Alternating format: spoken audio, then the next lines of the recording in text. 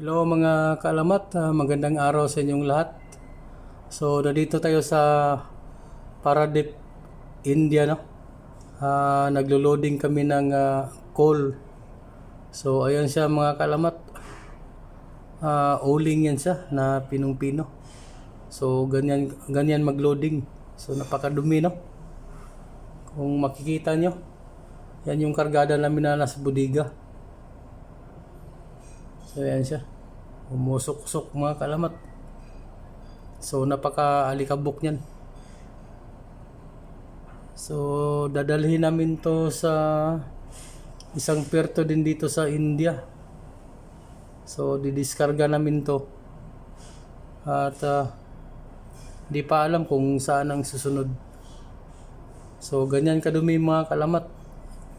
So, pagkatapos ito, napakahirap linisin, no? Kawawa yung mga taga-deck. Pagkatapos ito hanggang hating gabi na naman sila magtrabaho. So, yan mga kalamat, makikita nyo. So, bubuhos na siya. Yan.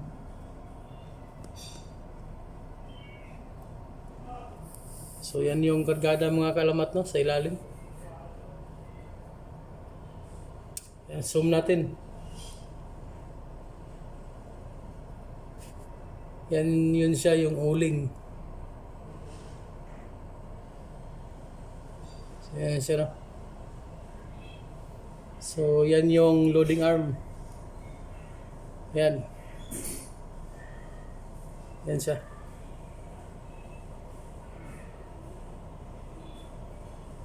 Galing yan dun sa shore.